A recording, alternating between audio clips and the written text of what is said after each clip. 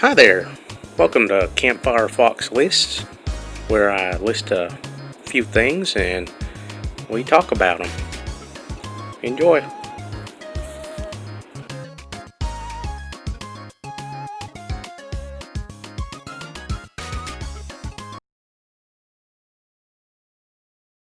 First up on our creepy and cringy 1950s and 60s kids TV shows is BBC's radio comedy show, The Telegoons. It ended up being turned into this weird puppet show. I guess for its time it was pretty cool. The exact dates of when it happened ranges between the 50s and 60s. I've been seeing different things about it being from 1952 and being from 1963, so that bit's kind of iffy, but it's a bit of a creepy little show. I don't think that was their intent, but you'll see in the upcoming clips what I'm talking about. Good morning. Good morning. Morning. Good morning. Morning. Good morning. Morning. Good morning. Good morning. Good morning. Stop! Thank you. Pardon me, my good man. Is this the Everest expedition? Yes, sir, going up.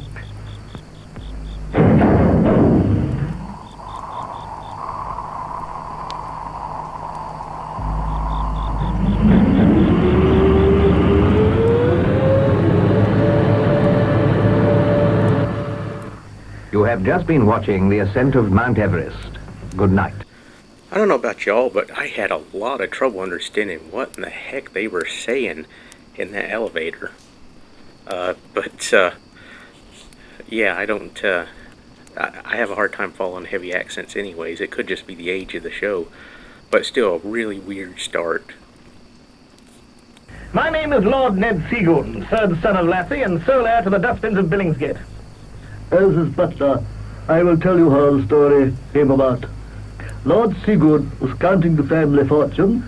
6, 7, 8, 8, 9, 10, 10 and 1, 2, 3, 4, 5, 6. Here we are, 10 and sixpence. My lord is a financial wizard. Thank you, Jim. The butler reminds me of a vampire. I don't know why. Maybe it's just me thinking that, but yeah. Real Count Dracula thing going on there. Well, throw your little thumb and a dash of soda. Uncle Bloodnock, whatever got you out so early? Good conduct and remission of sentence. Look what I just read in the Woman Fancier's Gazette. I honestly don't know what that guy was saying when he walked in the door there, but sure as hell was spooky looking. And at first, when I saw that magazine, I thought it was like a Playboy or something. Maybe I'm just weird that way. 28,000 feet. 29,000 feet. What are you saying? It's 28,000. Oh. Idiot, it's 29,000. Look here.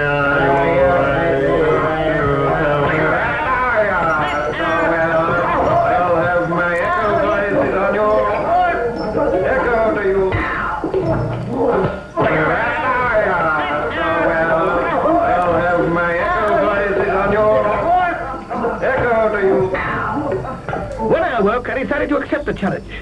I would be the first man to sing Rule Britannia with piano accompaniment on top of Mount Everest. Tallest mountain in the world. I decided to call at once on Mr. Crumb, the man who was offering £10 million for the Mount Everest attempt. That dream sequence was pure nightmare fuel to me. I mean, it's pretty bad when the puppets got nightmares about being puppets. I can't think of any kid who would have watched this and slept soundly. Still don't know what the heck they're saying. But yeah, creepy.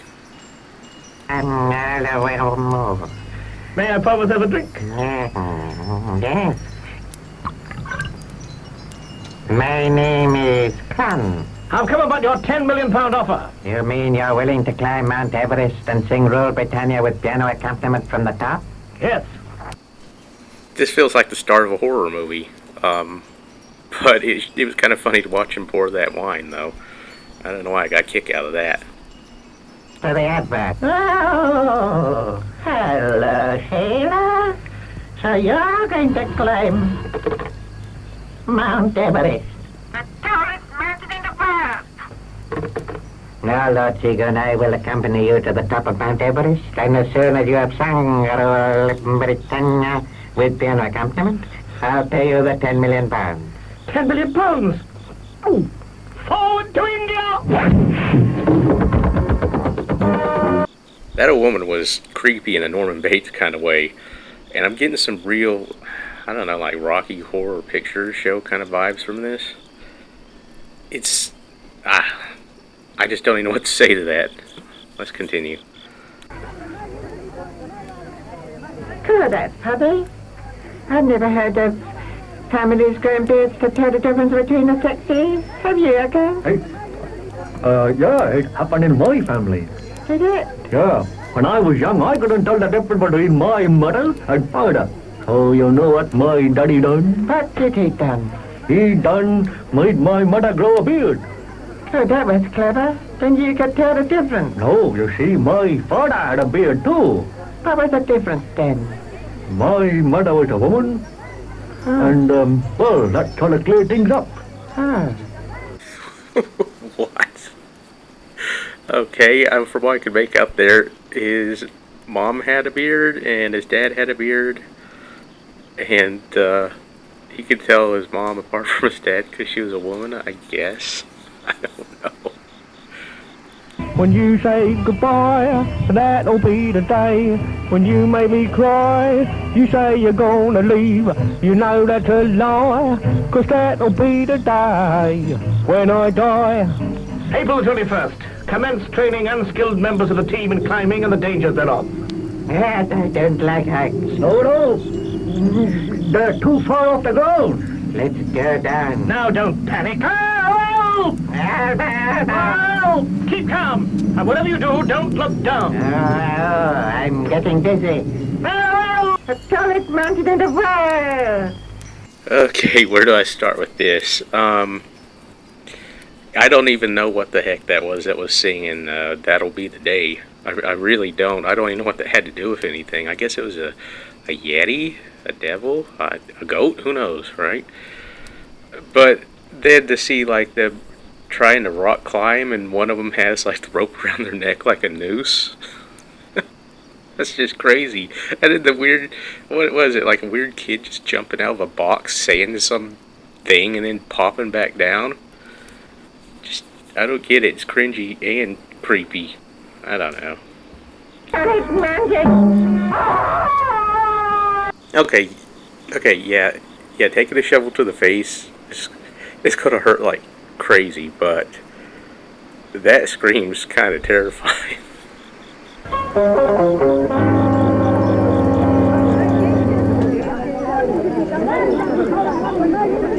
And those puppets, I mean, they look alive, but they look dead. They look like they've seen a ton. They look like they ain't even got souls. I don't know how they managed to pull that off, but good job. How does it go? I'll sing it for you, my kitten. Britannia, Britannia, the place. Thank you, little jam-stained singer of melodies divine. And now, rule Britannia, Britannia! What? You're too late. This lad is the first man to sing Rule Britannia on top of Mount Everest. The 10 million pound reward is his. 10 million pounds? Now I shall be the richest boy in school. Mabel Cringe will be mine. Why are you looking at me like that, Captain? Captain, what are you going to do, that silly ass chopper? You're running swine, Captain. And with that, the creepy incel won the money.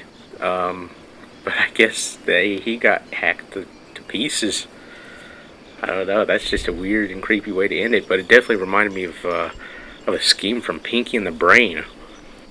So it's an interesting show.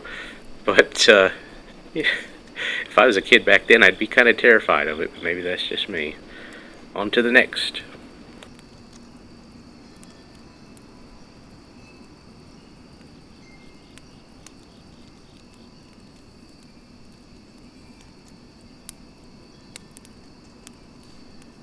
So the Magic Clown was like an NBC TV series from 1949 to 1954.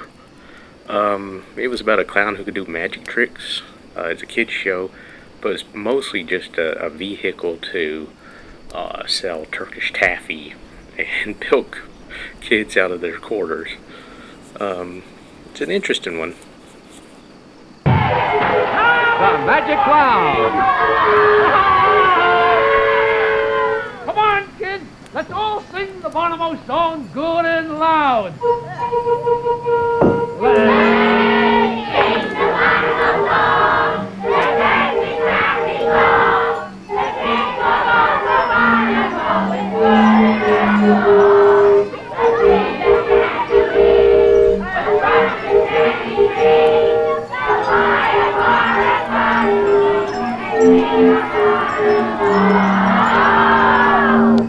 That was all right. Again, I have no idea what the words were to that song. But is it just me that feels kind of, I don't know, weirded out to know that, like, most of those kids in this show have probably passed away by now? I don't know. Anyways, let's continue. Strips of paper. They're so young, we'll call them striplings. Oh, Ray Morgan will kill me for that joke. And we just dip it right in like this. He says your humor is not to be laughed at, Magic Clown. I'll have to find out what he means by that. And we just roll it up into a little wad.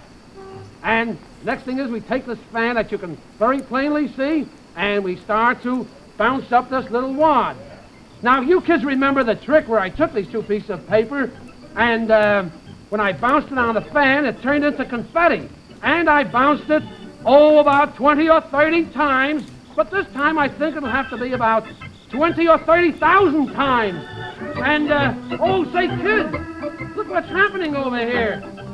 That's what I'd like to know. What? This looks like it's turning into a sort of into an egg. Say, well, what do you know? Isn't that really a wonderful egg? It's a good imitation. No kidding. It's a good imitation of an egg. But sometimes they say, Magic Clown, if you're really a magician, you'll turn that egg into a real egg. And all you have to do is to pick it up and you say the magic word. Bonomo, there's nothing like it. Okay, yeah, it's a little creepy, but I'm entertained. Like, that was kind of cool. If you know how you did it, comment below, because I'd be curious to know if you knew or not. But I get the feeling this guy was a magician first and a clown second. For a symphony in silk. What a title.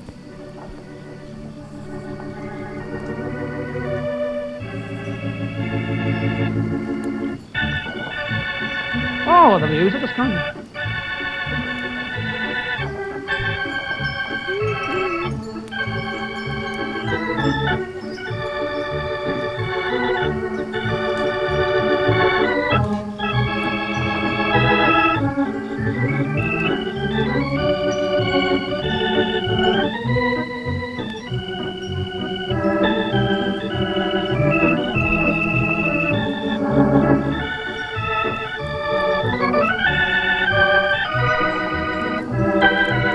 Now look what happened there. Now kids, let's hear that magic word.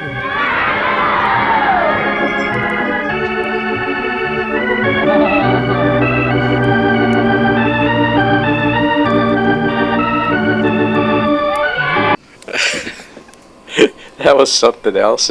I can't tell if he's clumsy on purpose or if he actually just dropped that bit of handkerchief by accident there, but I still don't know what the heck the magic word is. I think it's bonobo or something like that, but I don't think they ever caught that bird. I think he's probably still flying around there to this day. Here we are. Now we'll see whether the treasure is in here. That's the one with the treasure. Say, it's just a handkerchief. There must be something else. Aha! Bonomo's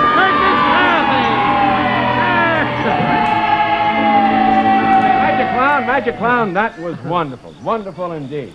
Say, gang, this is the last time that I'm going to be able to tell you how you can get your Magic Clown Magic Face Kit. Yep, the last time I can tell you how to get your Magic Clown Magic Face Kit. Now, you see, right here in the studio, we have a young lady who's been making up some of these Magic Clown Magic Face kits today, and she's got some right there on the floor. See how easy and simple they are? Nothing to it at all. Now, here's all you have to do. Just buy a bar of Bonimo Turkish Taffy, that different tasting candy bar that tastes better than any you've ever tried. Then send the Bonimo Turkish Taffy wrapper and 20 cents to the Magic Clown, Box 28, Brooklyn, New York. That's the Magic Clown, Box 28, Brooklyn, New York. Magic Clown, I think you got I must end this offer in just 3 days. So hurry, you haven't much time. Send for your magic face kit today. I like how the magic trick led straight to their sponsor's candy bar. Oh, and then that businessman just pushed that clown aside and was just like, "Hold on, clown. Oh, we got to take some quarters now." You know, it's like the clown turns into car salesman. So you're a mind reader. Well, read my mind. Oh, you want to do it with a card trick? All right, don't look. Can I shuffle the cards? We'll shuffle the cards any which way, and I'll select the card. Cut them again. There we are. I'll select the cards. Now, just a moment, Laffy. I want a card, and I don't want you to see it. I'll take the... Will you turn around and hold your ear so if I ask what the card is, everybody will know it. Now, kids, the card I'm going to take is the 10 of Hearts. We all know it. You're not listening? All right. Now, there we are. You're going to write something on this blackboard you told me before, and that is... All right, let's see what Laffy wrote on there. The name of the card is... What kind of a trick is that, Laffy? Anybody could have done that. Oh, you're not through yet. You are really the magician. So let's see. You're just going to erase this, and we'll see what we get on here. Wow, you're working hard. Say, kids, look at what Laffy did. The 10 of Hearts, the card I selected. Laffy the puppet wasn't really right, and I feel gypped. Oh man! All in all, that was a fun show. It was an infomercial, hands down. It was an infomercial. I kind of wish they'd make them that way these days, except for the adult version, instead of those stupid ones with the people going nuts over the fact that they can rotisserie a chicken now in their kitchen.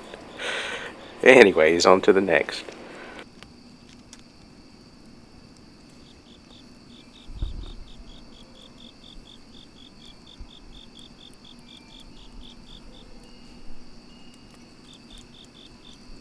Super Circus was an American TV show that aired live, yes, live, on Sunday afternoons from 5 to 6 p.m. Eastern Time from 1949 to 1956 on ABC. Well, it's an interesting show, and it was definitely a merchandising vehicle for Kellogg's and other products. So, let's give it a look.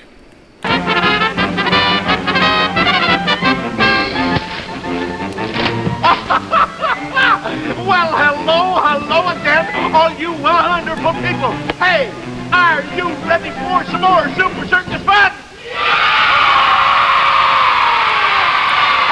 Hey, that's not bad, and I'm glad because we've got more Super Circus fun for you right now, because all set in the center of the Super Circus arena is our ringmaster, Mr. Claude Gerster, who's all ready to blow the whistle that will start the Super Circus show. So come on, gang, let's get going! Well, no 1950s kids show is complete without a creepy-looking murder clown to greet him with a nice big smile.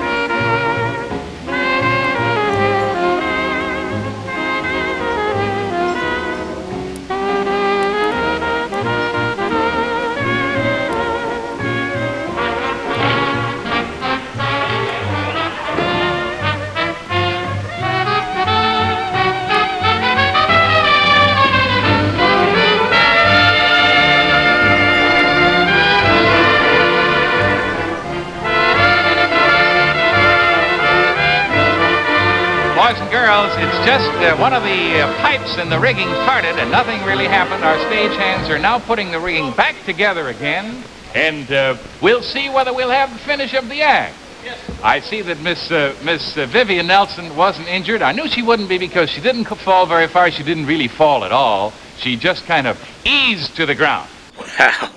I feel really bad for that performer. She'd actually been doing that for a while. I just kind of shortened it here, but man, that really sucks. Did they take and hold that thing together with duct tape? I mean, that was interesting to see, like, a dozen stagehands all trying to put the thing together live.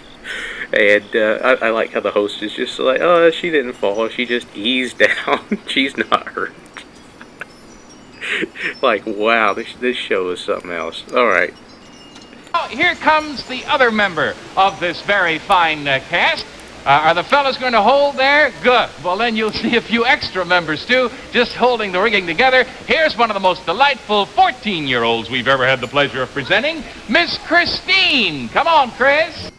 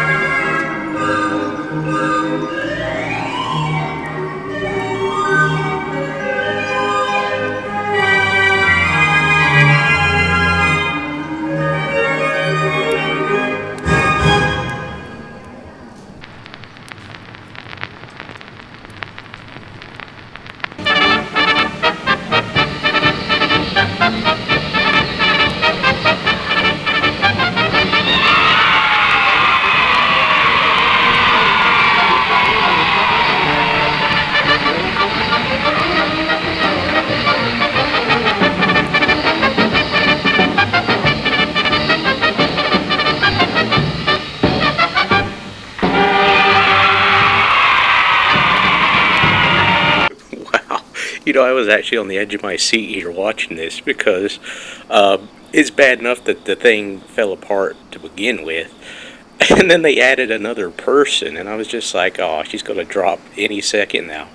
But she didn't, and that was actually extremely impressive, so kudos to them. But I still get a kick out of seeing the stagehands actually down there happen to hold the, the bars on the thing while she's trying to climb and do all this stuff.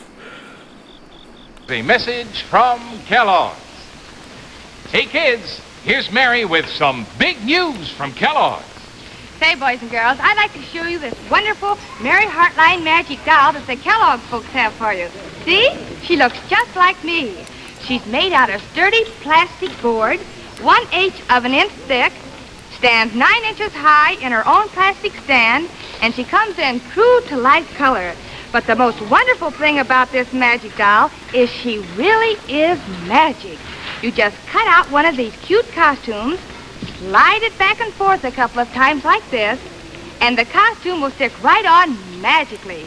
No tabs, no paste. And with the magic doll, you get 10 beautiful true color outfits. Everything from shorts to a beautiful pink formal. Why, even 2 of my own Super Circus costumes. And kids, you can get this terrific Mary Hartline magic doll just by sending in 25 cents in coin and a box top from Kellogg's Sugar Smacks or Kellogg's Sugar Frosted Flakes. Use the handy order blank on the package or send direct to Mary Hartline Doll, Box 313, Battle Creek, Michigan. That's Mary Hartline Magic Doll, Box 313, Battle Creek, Michigan. That's the prettiest cutout doll ever and such fun to play with. So send for your Mary Hartline Magic Doll right away.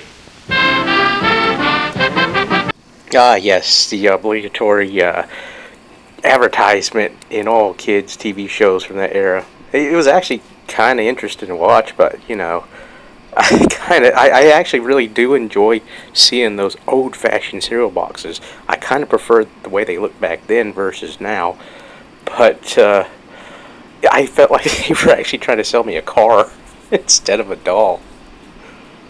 Well, Keita doesn't like strangers, so I'll keep her real close to me. That a girl. Well, Claude, we all know that the leopard is a powerful beast, but did you know that it's also a terrific killer? These leopards usually crawl through the trees ready to pounce on any victim they can find.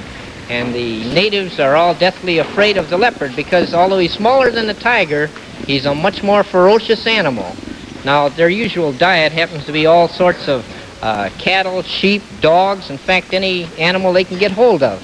And in fact, these fellas sometimes become man killers, and when they do, the natives certainly watch out for them.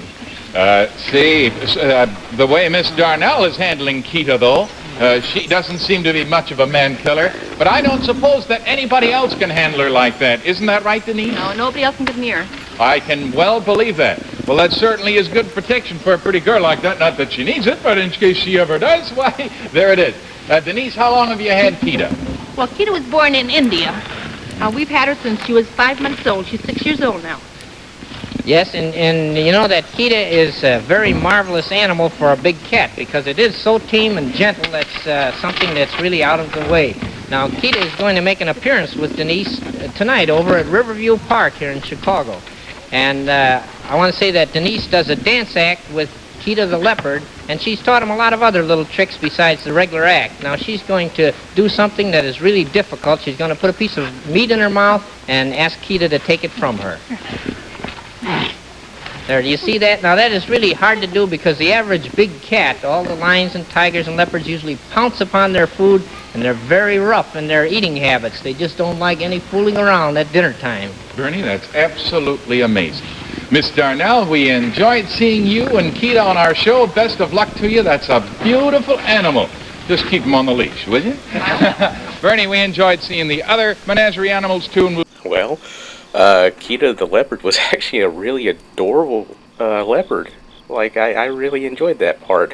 But I got a kick out of seeing how angry that cat was towards the hosts there. Like, she could seem like she's low-key gonna eat those dudes if she got the chance.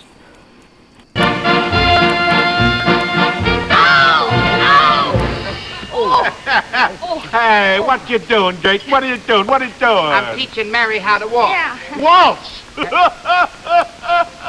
Don't be a square all your life. What? Ain't you heard about the latest dance craze? Man, it's the Sugar Smack Swing. Oh, big breakfast. Good snack. Swing to Kellogg's Sugar Smack. Everybody swing for a big breakfast. A good snack. Swing to Kellogg's Sugar Smack. Gee, Cuzzy, that Sugar Smack Swing is a lot of fun.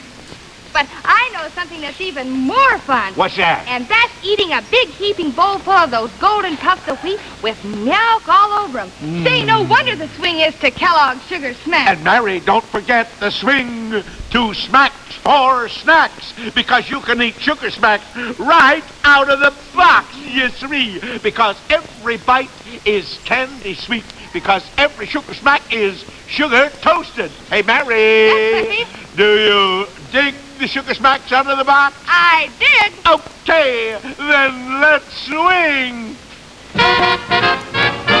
For a big, big breakfast, a good snack, swing to Kellogg's Sugar Smacks.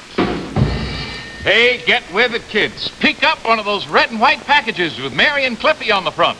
And join the swing to smackin' good Kellogg's Sugar Smacks.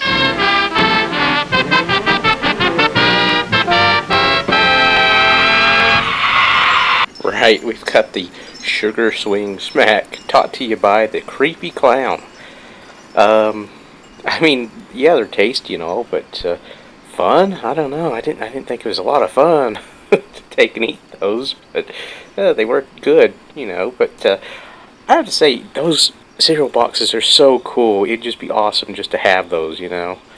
But anyways, it's still just a little creepy. I mean, to see that clown staring back at you in the morning when you're a kid eating your cereal. Maybe it's just me.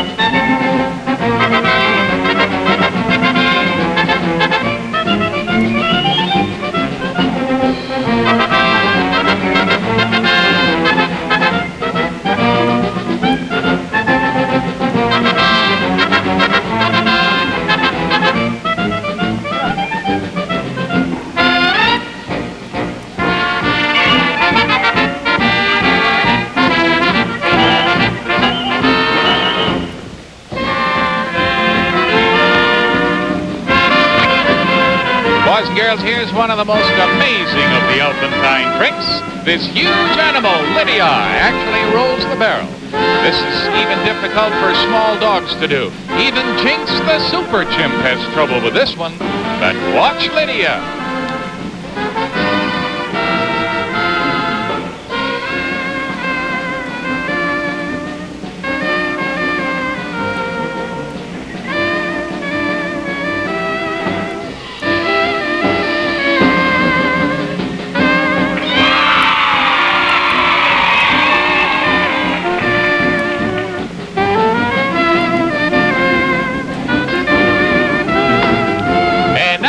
Watch Annie Mae.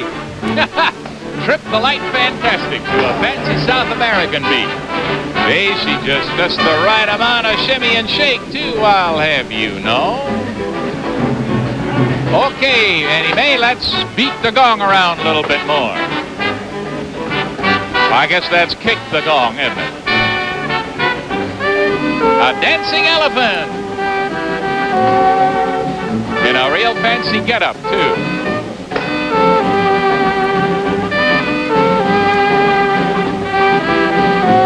See what I mean about shimmy and shake?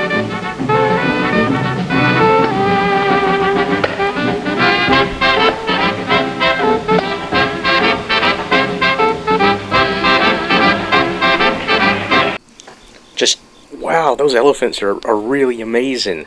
You know, they were actually extremely entertaining, and I just can't believe they got the elephant to walk on that small barrel. I mean, just the amount of time it took to train them and everything, but at the same time, it's just a bit sad, because we know back in those days, they didn't treat animals the best, and I know these animals probably were treated pretty bad, so it's kind of bittersweet, you know, but impressive nonetheless. Lydia is the customer. and Anna Mae the barber. Now, Lydia, apparently in Africa, lady elephants get shaved. At least we're maybe stretching a point, but she's certainly going to get shaved on Super Circus today. All right, Annie Mae, let's pick up the lather. That's a girl. Let's get it all over your buddy there. That's the way.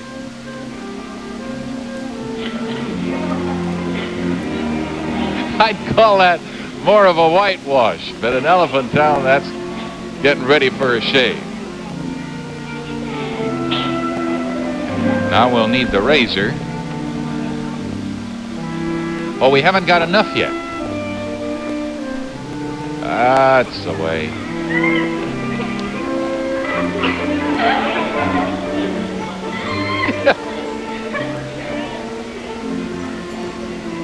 No, Lydia, don't eat it. No, now, honey, leave it up there. My gracious sakes. I don't think she's been a customer in the barber shop very long. Oh, there it goes again. Oh, now, here comes the razor. We'll have to strop it first. Get it good and sharp.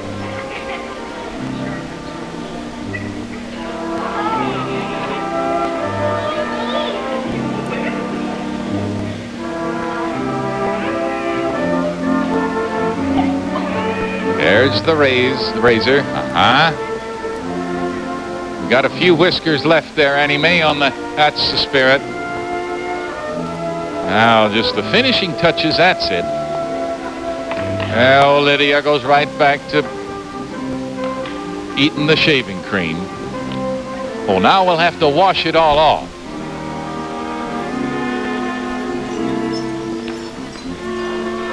That's the spirit. Wow. I wonder if you have to pay for a shave like that. That's quite a harrowing experience. Oh, Annie Mae's starting to eat the towel. No, honey, that's right. That's what you use it for. Wipe everything off.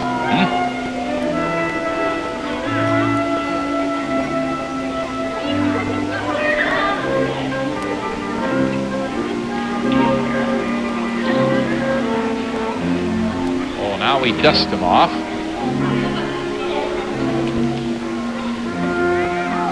Any loose hairs or little dandruff.